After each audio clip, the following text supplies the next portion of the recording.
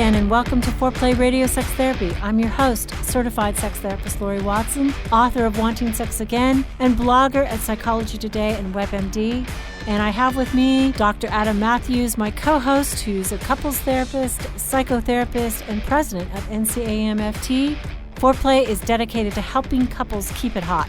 Each episode, we cover an aspect of sex that impacts your sex life and something that you can relate to. So if you find our discussions helpful, please give us a review on iTunes or Stitcher. We would love it if you would tell a friend about us. You can find us also on the web at foreplayrst.com. And if you have a comment or a topic that you'd like us to talk about, we'd love to hear from you. Please send them to us at info@foreplayrst.com. Thanks for listening. Now on to today's topic. So today's episode, Adam, we're going to talk about trauma, but really from the perspective of when your partner has been traumatized. How do you respond to that as a partner or spouse? And maybe you could start us off by talking about what you mean when you say your partner is traumatized. I think most of us think of rape or childhood molestation. Yeah, I would think of it as any type, specifically here, any type of sexual trauma. Other trauma, whether that's physical abuse or whether that's the loss of a child or that's combat trauma, for instance, all of that, it affects our sexual relationship, but not near as much as if one member of the couple has experienced some kind of sexual trauma. And there's a wide range that happens, right? I mean, that's rape, any kind of sexual assault, childhood sexual abuse, date rape. But it can also be some more things that we don't normally think of as trauma as well. That could be really oppressive upbringing, a lot of shaming. Don't masturbate. Yeah, shaming around sex. That's like the little T trauma. Yeah, especially any kind of recurrent shaming around sex or anything like that, I think. I think even really sexism a lot of times, really, especially if you all boys want this, all boys only want sex. Yeah, any kind of stuff creates a fear about sex. Yeah, and so I think we could say, little T trauma is a good way to say that. It's the trauma, it's that those recurrent messages over and over and over again that really affect our adult sex lives. Yeah, and I think. So it's not just the capital T, which are the big ones, the direct hits that our partner might have sustained, but it's also the little T traumas that are recurrent. And most of us have had some of that, right? I mean, if you're a woman, I would say every woman out there has had somebody make a pass that's inappropriate or,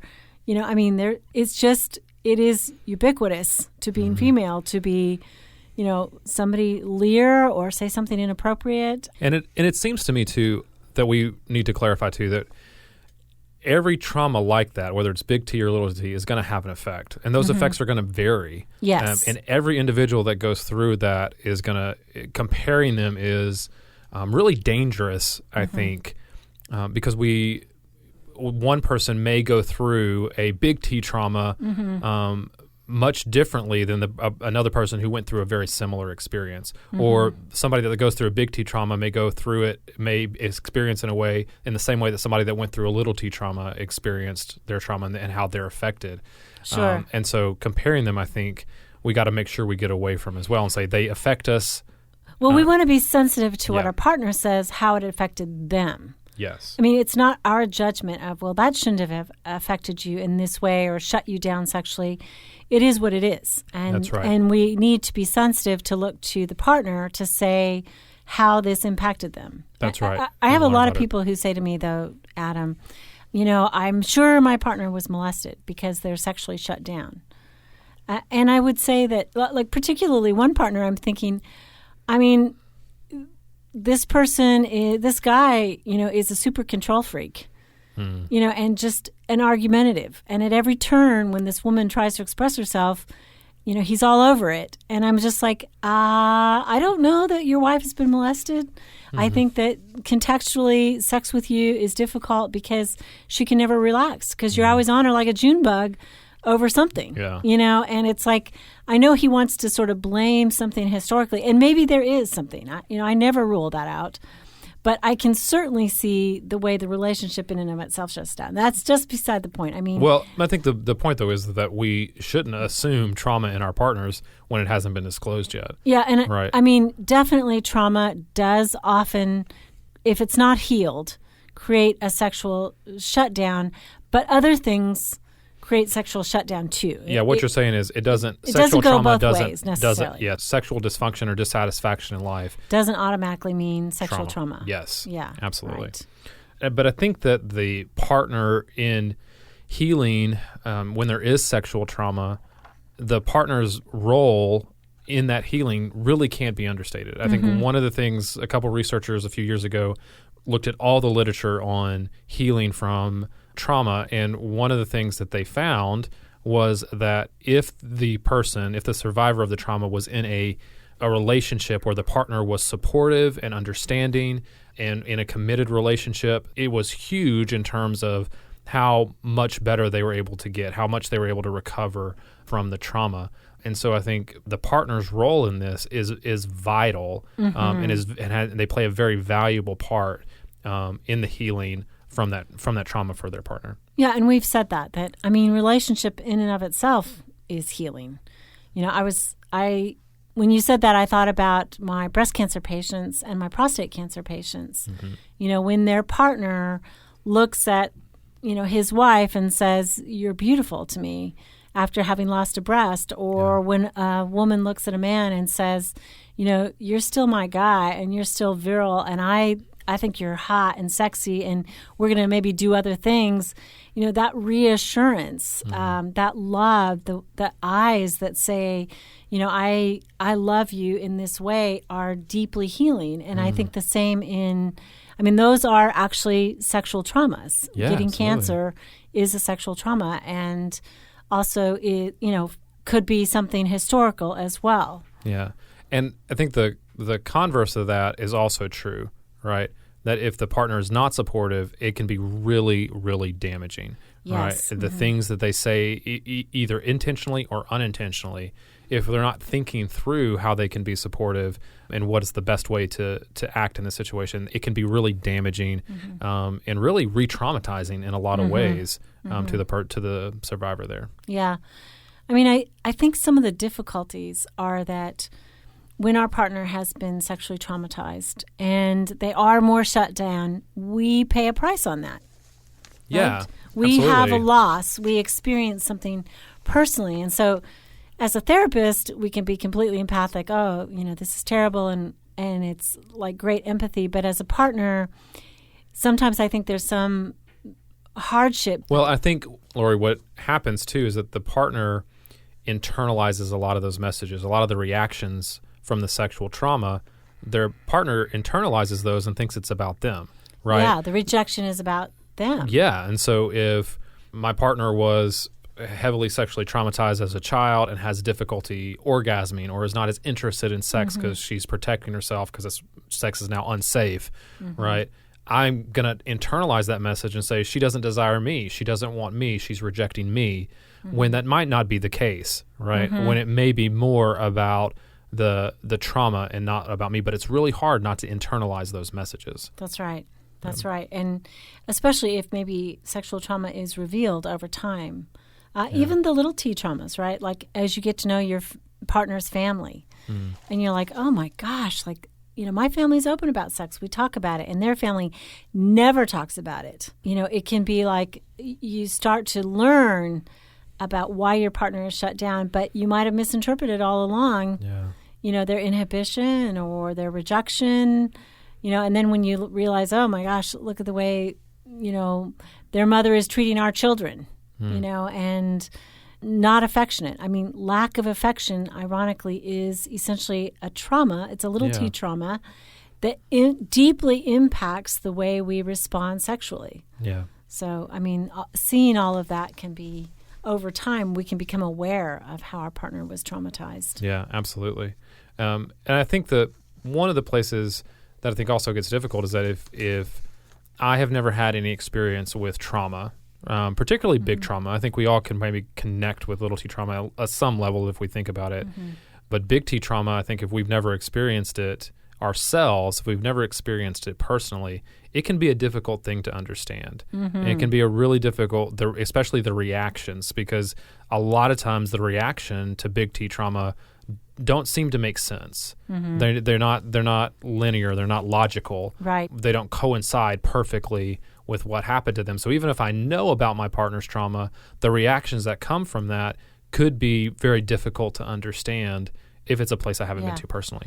And I think too, just while we're at it, the difficulty of understanding, I think for men, there's a real difficulty in understanding in their person how unsafe the world can feel to a woman. Sure. I was hearing this or reading about it. They asked a co-ed group of people, like, how many men here can remember a time they felt unsafe physically? You know, and a lot of guys would volunteer, well, I was 9 years old and this bully in school was much bigger than me and attacked me.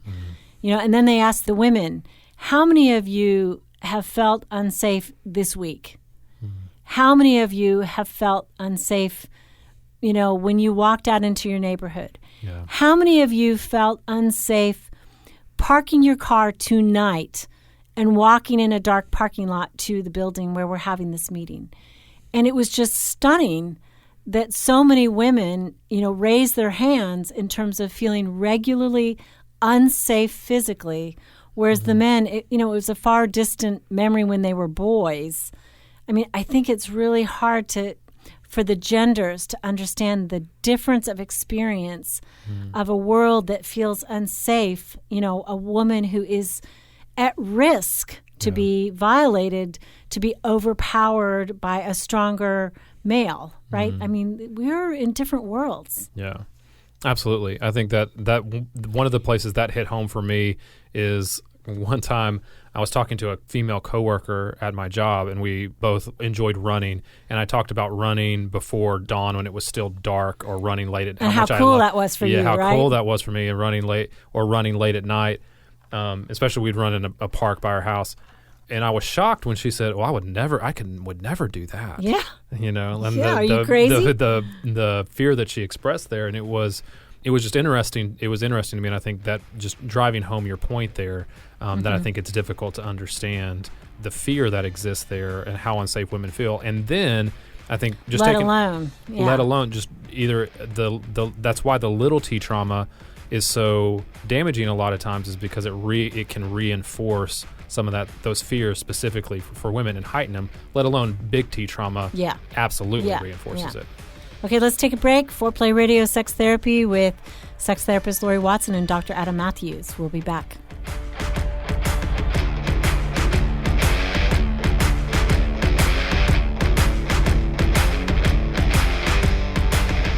Wanting Sex Again. How to Rediscover Desire and Heal a Sexless Marriage by certified sex therapist Laurie Watson. Each chapter is designed to fix one of the problems that cause low libido, from early marriage through the childbearing years, even all the way through menopause. I've also had men read it and tell me that for them it was the most hopeful thing they read about resolving sexual problems. Look for Wanting Sex Again on Amazon.com. You can also talk to Laurie Watson for therapy in person or via Skype. I offer couples counseling and sex therapy, and I think about both aspects of the relationship, emotional intimacy and sexual technique, and that combination together helps marriages be happy. Weekend couples intensives are also offered. Improve your sex and improve your relationship with Awakening Center for Couples and Intimacy. Find out more at awakenloveandsex.com. Awaken what's possible. It is one of my great joys in life to be able to really help individuals and couples find strength in their relationships and really find hope again. Licensed marriage and family therapist Dr. Adam Mathews from Mathews Counseling. I work with a wide variety of issues, including depression and anxiety, marital issues with adolescents. I believe that therapy should be designed around you, that it should be personalized to who you are and to your unique situation. Therapy is available in office, online, and by phone. I want therapy to be comfortable for everyone. At our office, you'll find that we sit around a fireplace in deep, comfortable chairs. look at the problem differently and offer practical solutions for you to take home and utilize outside of the therapy room. Schedule today and rediscover hope. You can find me on the web at mathewscounseling.net, Mathews with 1 T. You can contact us through email or phone and find a lot of resources on our website, mathewscounseling.net.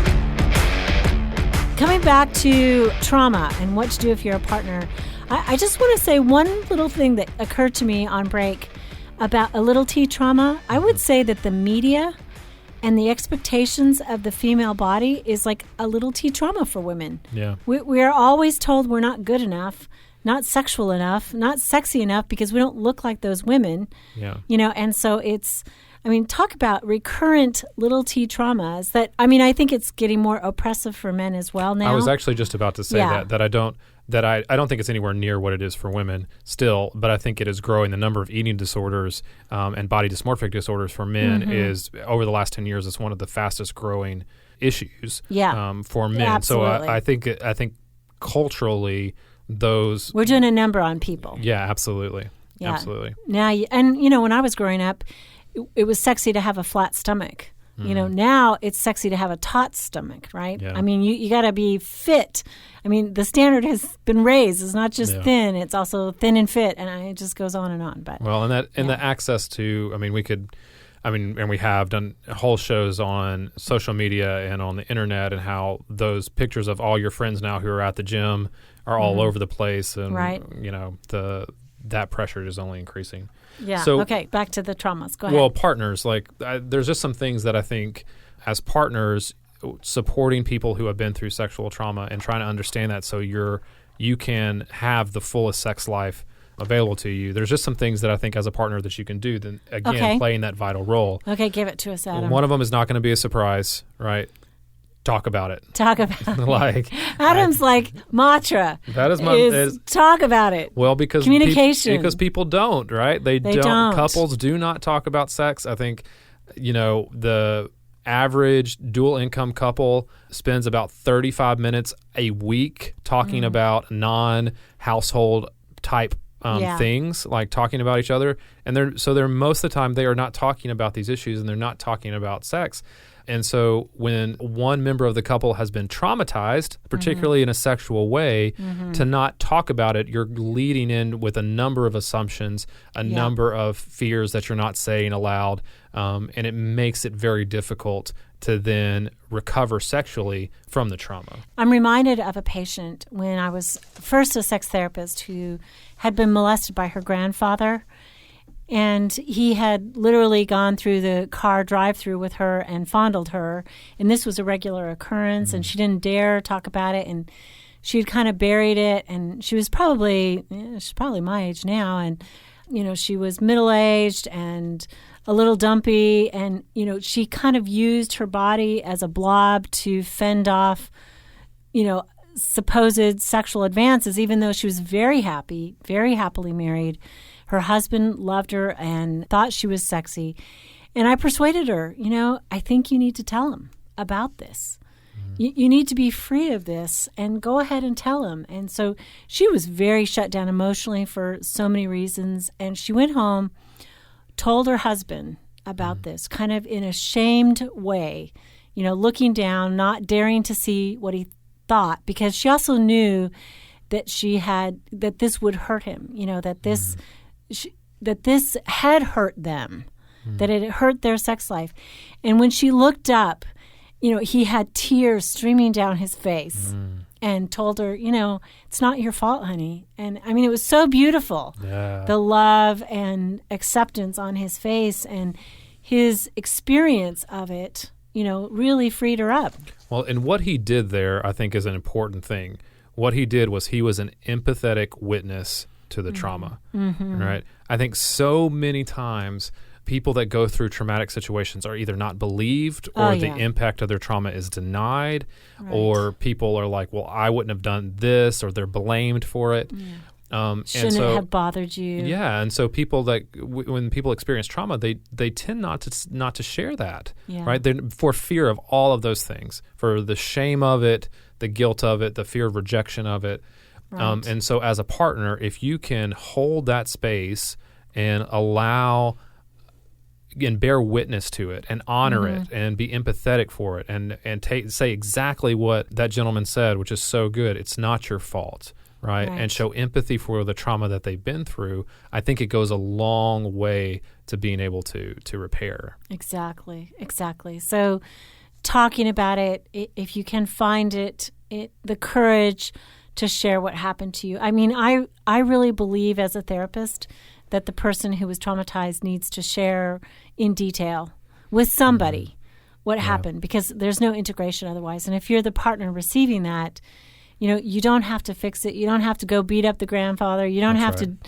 You don't have to mend it. You have to be there with your heart open to hear what your partner is saying. Yeah. The other thing I would say is that you have to, particularly when you're engaging in a sexual relationship, you have to honor the sexual needs and boundaries of the one that's been traumatized.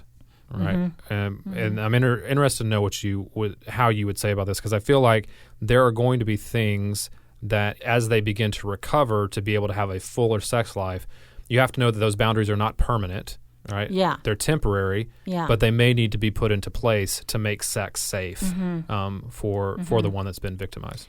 So I think that oftentimes this is dicey, but I think that the partner has to be healthy enough to say, but the relationship has to be sexual. I mean, we can't stop sex altogether because you've been wounded in this way, because we are married or we are in a committed coupleship, and this is for me a sexual relationship. And that essential assumption kind of is a weight, a counterweight against the person who was traumatized, anxiety about being sexual, because they face all kinds of things, and without any pressure.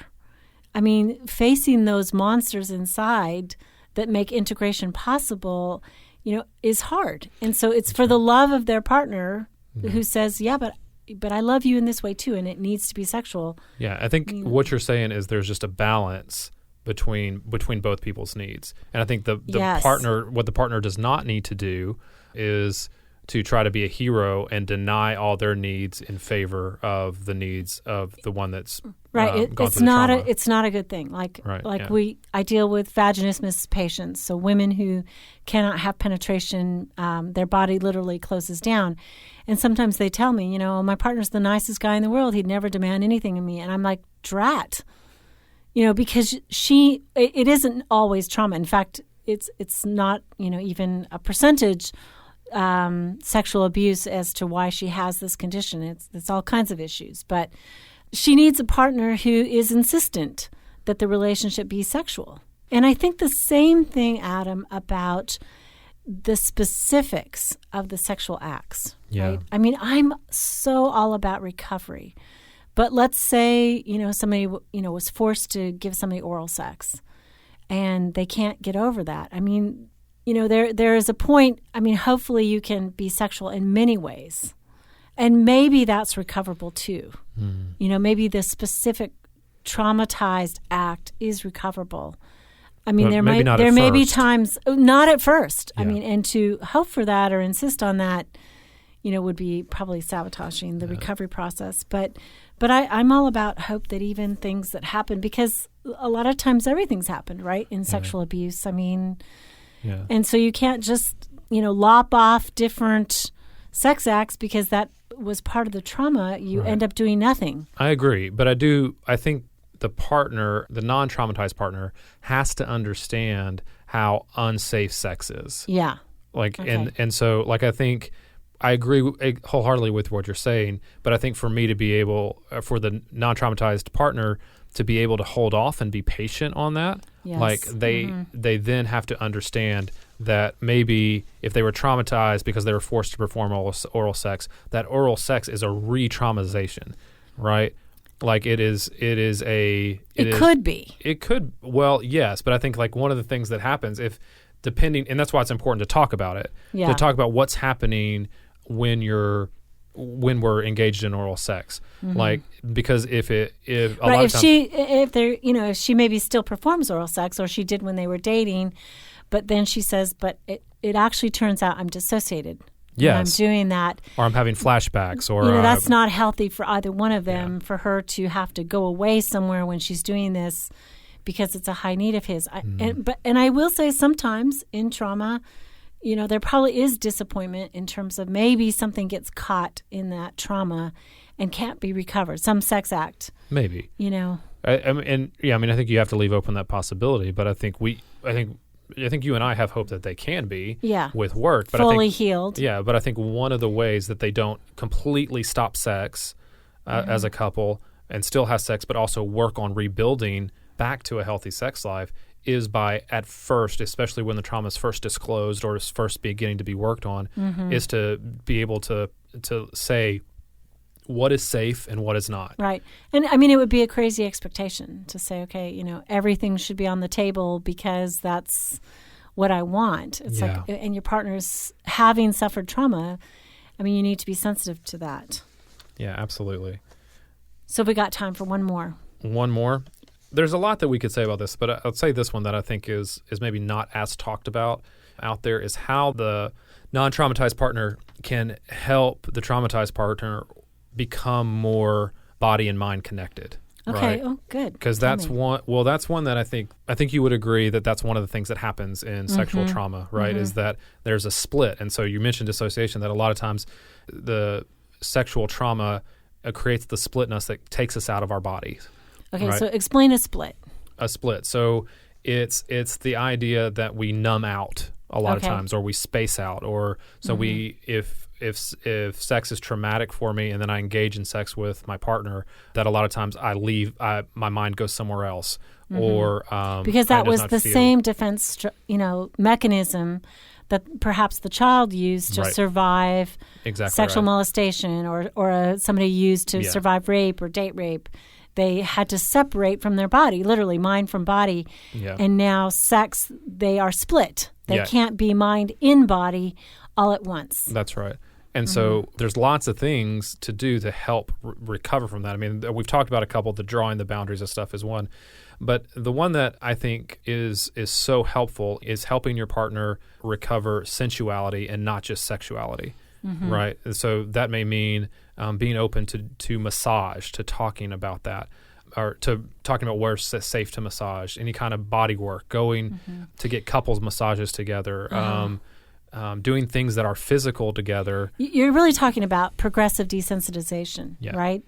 That maybe taking it slow, maybe the person learning that I can tell this person where to touch me, when to stop touching me. I can be in control of that. I can learn to relax my body with touch is a good beginning place and something that a partner can offer. Yeah, and just help their partner be aware of the senses just in everyday life as well, right? Being able to connect with feeling a breeze on your skin when you're walking outside and commenting on it and talking about it. Smells and identifying areas of their body that have been really hurt, that may have been hurt in the trauma, that are very sensitive to being touched, and just commenting on what those things feel like, asking, is it safe to touch you here? Yeah, because the trauma resides actually in our bodies as well as in our minds. I think you're making a really important point that sometimes it's not just cognitive remembering or talking about it. Sometimes it is literal physical recovery of owning the body that helps us get over trauma. Absolutely. Yeah, smart. You're a smart man, Dr. Adam. Okay, you're listening to Foreplay Radio Sex Therapy. We're trying to help you out there with trauma. We know it's a big deal, and we know it's a big deal if you're a partner of somebody who has been traumatized. Absolutely. And we feel for you. Please get help. That is one thing we really think therapy is super important for. Thank you for listening to us. This is Laurie Watson and Dr. Adam Mathews. Hey, help us stay on top here at Foreplay. We'd love it if you would subscribe and share it with your friends. And please take 1 sec and rate and review us. Thanks so much.